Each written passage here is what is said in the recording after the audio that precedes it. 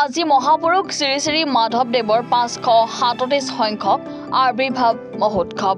মহাপুৰুষ মাধৱদেৱৰ জন্মস্থান লেটেকু পুখুৰীকে ধৰি 12 বৈষ্ণৱৰ জন্মস্থান নাৰায়ণপুৰৰ সত্ৰ নামঘৰসমূহত মাধৱদেৱৰ জন্ম জয়ন্তী উদযাপন কৰা হৈছে।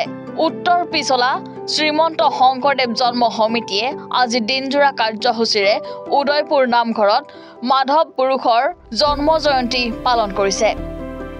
ইয়াৰ উপলক্ষে পাতহ প্ৰসংগ, নাম, ঘোষাপাঠ, বৰগীত আৰু শিশু শিল্পীসকলৰ দ্বাৰা মাধৱদেৱৰ ভোজন বেহাৰ, অংকীয়া নাটভাগ প্ৰদৰ্শন কৰে। মাধৱদেৱৰ জন্মস্থান লেটেকু পুখুৰীতো গুৰুজনাৰ জন্ম জয়ন্তী দুদিনীয়াকৈ পালন কৰিছে। শ্ৰীমন্ত শংকৰদেৱ জন্মাষ্টমী সমিতিৰ উদ্যোগত আজি মহাপুৰুষ শ্ৰী শ্ৰী মাধৱদেৱৰ জন্ম জয়ন্তী ভাগ আজি উদয়পুৰ নামঘৰত অনুষ্ঠিত কৰা হৈছে। পুৱাৰ পৰা বিভিন্ন কাৰ্যসূচী ইয়াত ৰূপায়ণ কৰা হৈছে। ইতিমধ্যে আমাৰ গুৰুজনাৰ অনবদ্য সৃষ্টি ভোজন বিহাৰ ভাওনা আমাৰ চলি আছে। আমাৰ 20টা খেলৰ সহযোগত আমি বিভিন্ন কাৰ্যসূচী গ্ৰহণ কৰি আহিছোঁ। গুৰুজনাৰ জন্ম জয়ন্তীকে আদি কৰি বিভিন্ন ধৰ্মীয়মূলক, শৈক্ষিক আৰু বৌদ্ধিক চেতনাৰে আমি উদ্বুদ্ধ হৈছোঁ। আমি সকলো একগোট হৈ এই গুৰুজনাৰ সৃষ্টি আজি জীয়াই ৰাখিম বুলি আমি প্ৰতিশ্ৰুতিবদ্ধ। ধন্যবাদ। এই এক বৃহৎ ধৰ্মীয় অনুষ্ঠান।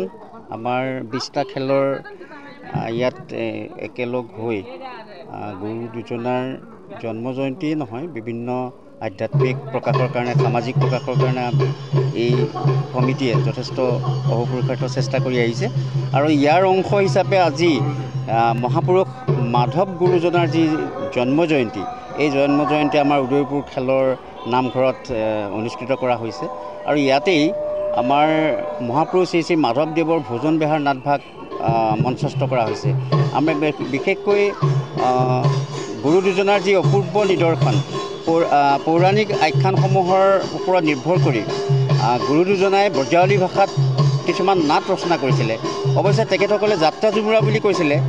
পৰৱৰ্তী পৰ্যায়ত কোনোবা এজন ভকত বৈষ্ণৱে এই যাত্ৰা ঝুমুৰাৰ নাম অংকীয়া ভাওনা হিচাপে অভিহিত কৰিলে। যি কি নহওক, আমাৰ এই বৃহত্তৰ অঞ্চলৰ আধ্যাত্মিক চেতনা, আধ্যাত্মিক যি ভাৱবোধ, মূল্যবোধ, সামাজিক ৰীতি নীতি সকলো সামৰি পেলাই আমাৰ ৰাইজে একত্ৰিত হৈ 20টা খেল, ইতিমধ্যে মই জনাইছোঁ যে আমাৰ উত্তৰ পিছলা শ্ৰীমন্ত শংকৰদেৱ জন্মোৎসৱ সমিতিৰ 20টা খেলৰ খেলুৱৈ ৰাইজে ইমান ধুনীয়াকৈ গাঁওসমূহৰ মাজত আধ্যাত্মিক চেতনাবোধ জাগ্ৰত হোৱাৰ কাৰণে বহুত কাৰ্যসূচী গ্ৰহণ কৰি থকা হৈছে।